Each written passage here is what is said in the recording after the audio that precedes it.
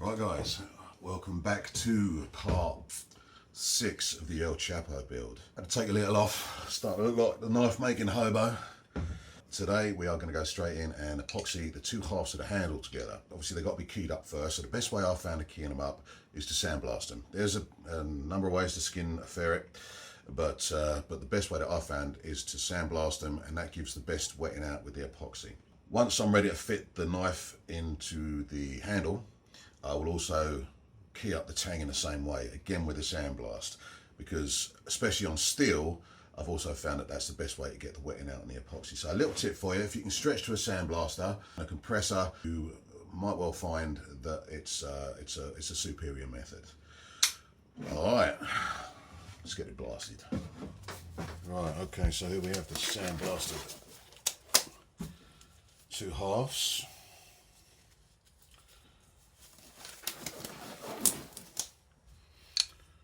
See, nicely keyed up now. The fibres exposed to the G10, same with the micarta. So we are good to go. You might think that coming straight out of a sandblast cabinet it's going to be super clean, but obviously you're going to get debris on there and whatnot. And more importantly, if you've got an oil lubricated compressor, you can get little flecks of oil just landing on the surface, which of course is going to interfere with your adhesion. So give it first a wipe off with some white spirit, and then wipe it off with some acetone. So you've got a double whammy of degreasing, and use the acetone afterwards because white spirit leaves a residue and the acetone will get rid of that. Okay, now epoxy I'm using is G-Flex. Now, whenever I am epoxying scales or liners especially, I always use a dye. If I'm using black liners, I use a black dye. If I'm using red liners, I use a red dye. Now, these are specifically designed pigments for epoxy. I only need the slightest little amount. You see that? Not a lot at all. And if you use too much, you'll compromise the integrity of the bond. So always best to use too little and add a tiny little bit more than use too much and end up with a weaker epoxy.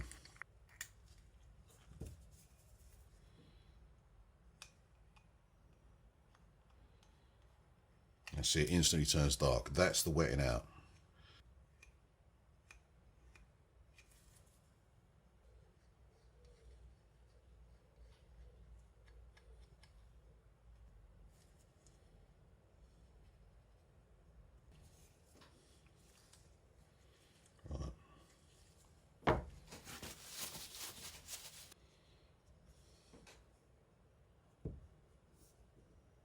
So obviously I want these to fit in there once this is cured. So what I'm going to do is give it a little wipe with oil,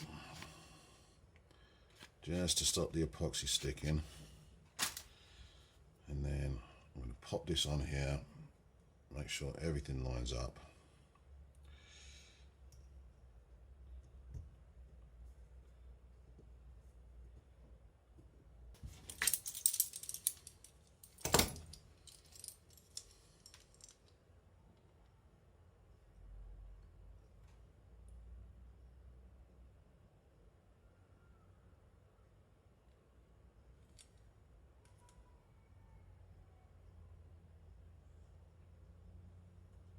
Everything's good. Everything's fitted up. Right, there we go. And right, only the barest minimum on the tang.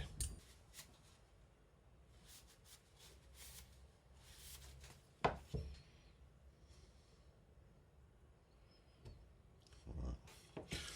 I'm going to leave that there just to stop it from shifting. Pop that under the infrared lamp, and that will be workable for a few hours. Alright guys, we're back, everything's cured up, we are ready to go. Now what I've done is, it was ever so slightly out, I mean you couldn't see anything from that, but it was ever so slightly out, and I'll put it on the mill, took off about 2/100ths of a mil. So like I say, you could just about feel it, now you can't, everything Locks back in nicely again. Everything is airtight. Won't even get a feeler gauge in there. It is snug as you like. So what we are going to do is we're going to line the tang up now and mark out the tang hole. So what I want to do there is I'm going to take the tape off so I can get a better visual bearing on what I want to do once it's all mounted in now.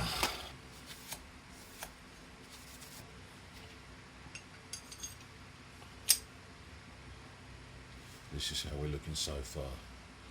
Now, I had a message off the back of the last video, and basically it was 6 hours to grind the bevels, and WTF. And I know that's a hell of a time. That is a long time to be grinding bevels, especially on a knife of this size, even though it's obviously double-sided. But the reason being is because with the 3 different materials in the blade, as I was grinding it, and I thought it was my grinding, I thought my grinding was off kilter, it was sending me mental. As I'd grind one side, the thicker materials on this side would pull the tip over. Now, it's not because there's stresses in the steel as such. I mean, when the billet came to me, it was beautifully annealed. It's like grinding butter. And obviously I ran it through a couple of normalising cycles myself after machining. But still, with the different materials, it was pulling it to one side as I ground the other. So every time I looked at it, it would be off to one side, which sort of sent me mental, because as you're going, the main bevel should be straight each time, and of course that's your focal point. But yeah, that wasn't the case. It kept pulling over and pulling over and pulling over. So basically I had to take a fraction off of one side, then a fraction off the other, then eyeball it, then again fraction off one side, fraction off the other, then eyeball it, and of course this was going through the grits doing that. And then obviously you got the other side as well. So yeah, that was 6 hours of grinding. Certainly lost 20% sanity over that, but straight as a die now, and beautifully symmetrical. So yeah, we are good. It was worth it. It was worth it in the end. But again, that's why I had to turn the camera off. You know, when you get in a zone like that, any distraction at all can really take its toll. And you know, I've only got one billet of this, just like I've only got one block of this. So yeah, everything I'm going super slow. You know, it is taking a while. It's taking a long time, but the end result will be something that I'll be, you know, happy to put my name on. So there we go. That's all looking snug. What I'm going to do now is line up the tang so that we can drill the holes and get this seated, so we can start shaping the handle. Okay, so due to the magic of YouTube's, this follows directly on, but it's actually been a few days delay for the silliest of reasons. I mean, this is the beauty of knife making. You can plan everything to the nth degree, and there'll always be a little obscure something that you just wouldn't have accounted for. And in this case, it was a printer cartridge. Printer stopped working, so I couldn't print out the templates for this. Now, living in a sleepy little village, there was nowhere near me that had the right printer cartridge, so I had to order it in, and that took a few days to arrive. That being said, we are game on. So where we left it was, well, you know where we left it, because that was literally a minute ago. So what we're going to do is I'm going to lay some double-sided sticky tape on the handle here. One of these out, eyeball it all up and get that lined up. Now, normally I use spray glue for mounting templates onto stuff, but in this case, what I want to do is I want to eyeball it up so it's super close, as in bang on close, and then just stick down one bit so that keeps the template in place while I stick down the rest, because obviously I don't want this shifting at all. So I'm going to shut my mouth, speed this little bit up, and come back in a sec.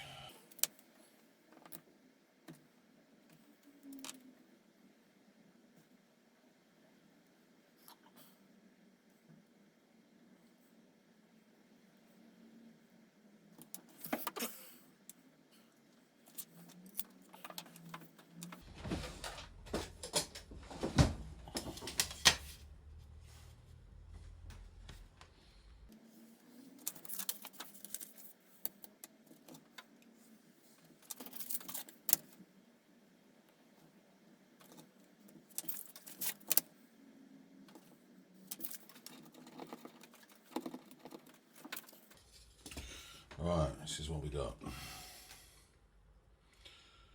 It's seated.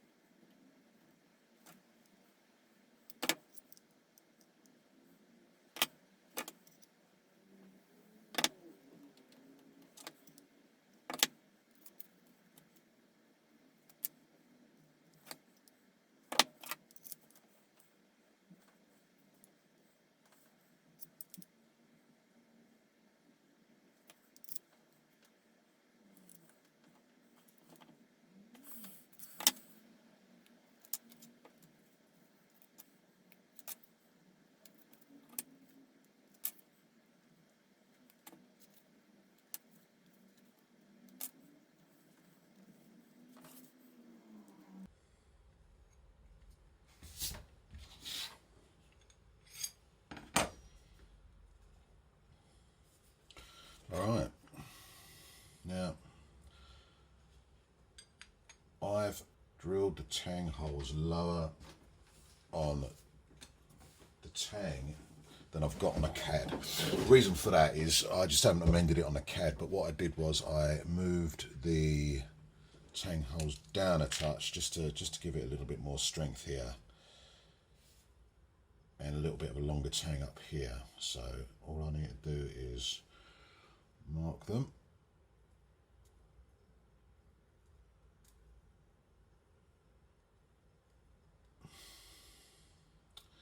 and what I've got here are 1/8 bronze pins, and the tang holes are actually 4mm. Basically to give me a little wiggle room. Obviously the epoxy will take up any slack there, but I didn't want to drill them too close to form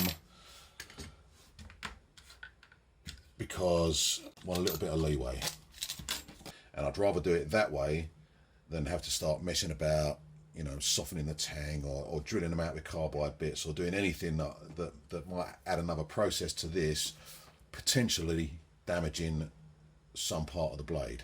Every process you add is an opportunity to fuck up, and when the blade's this close to form, and obviously you've seen how much time has gone into it, how much work's gone into it, then obviously the less processes I can add and still get the same result, the better it's going to be, and the less chance of destroying hours or days of work.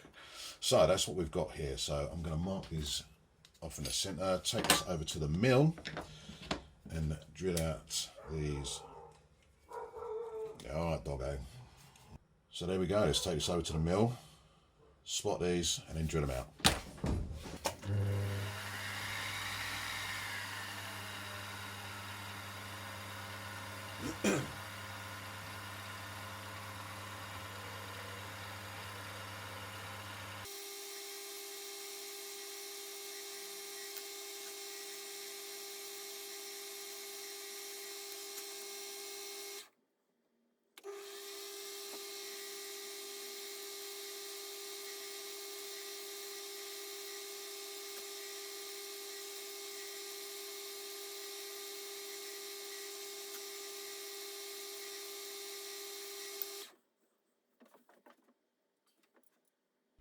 Right, a little trick here. Now this is a 2.3mm straight flute carbide bit in a 2 to 3mm collet.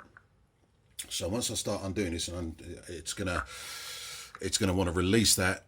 If it was a 3mm, it'd stay in there until I pulled it out. Because it's 2.3, it's going to want to release that as soon as it gets past, you know, the grip factor. So instead of trying to hold on to that while I'm undoing it so that it doesn't drop off and hit the point, just pop that under there like that. And you can do this with any sort of undersized cutters, drill bits, all that kind of thing. Now this will just, as soon as I give this another tweak, that'll just drop out. There you go, safe and sound. So I'm going to pop in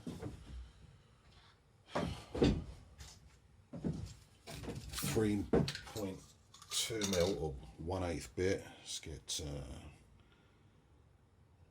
a brand new one. Here we go. Now I'm going to need to swap out the collet for this because this is 3.2 and this collet only goes up to 3. So the same thing's going to be happening with the 3 to 4 mil collet. The only difference here being is that I'm going to have to hold that with that hand while I tighten it. So let's get it tweaked first.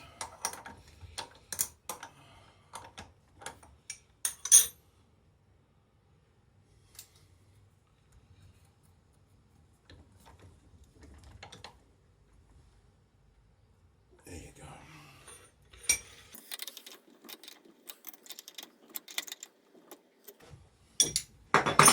Now the obvious question is, why don't I use a chuck instead of the collets?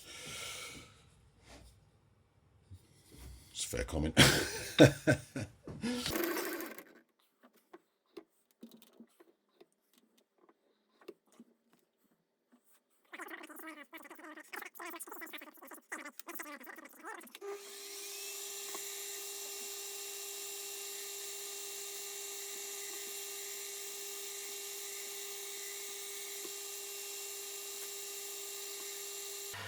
Now, as I'm doing this, I'm holding it ever so lightly, barely touching it at all, because then the drill can find its own centre within that spot that I've already drilled with the carbide bit.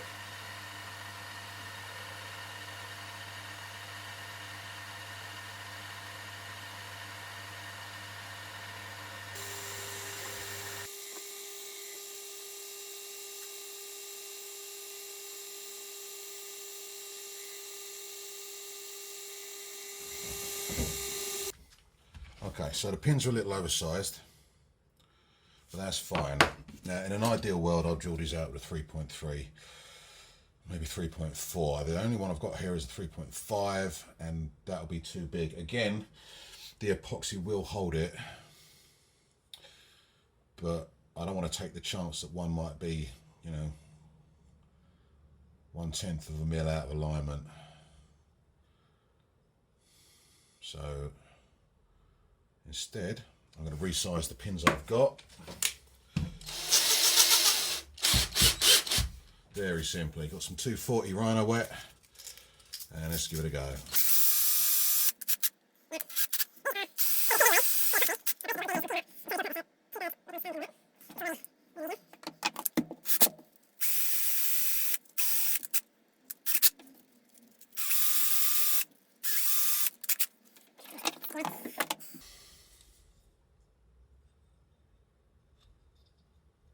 There we go. Right, do the rest with these.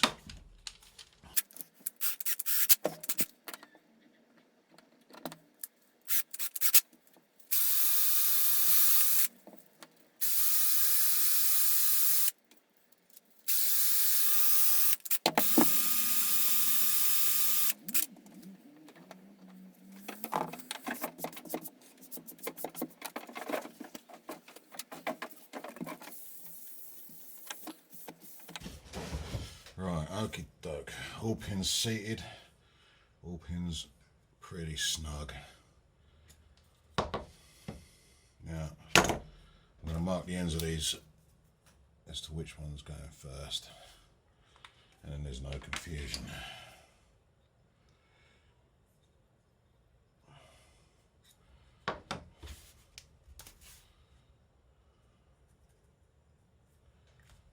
Do those two in a sec. What I want to do first is test fit up. So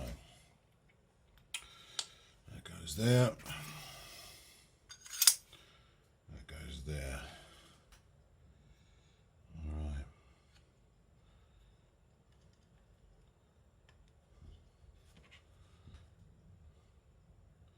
Now what I've done with these holes, because like I said, I drilled them slightly oversized in the tang.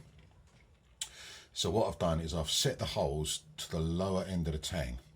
So instead of being central and having all that gap around them, I've set them to the bottom so that they are snug at the bottom of the tang holes. So with a bit of luck. Oh, where's me? There it is. These feel proper snug right now. So I'm going to give them a little tap. With a bit of luck, they'll hold the tang in as is. Right, the moment of truth. Let's give it a shake.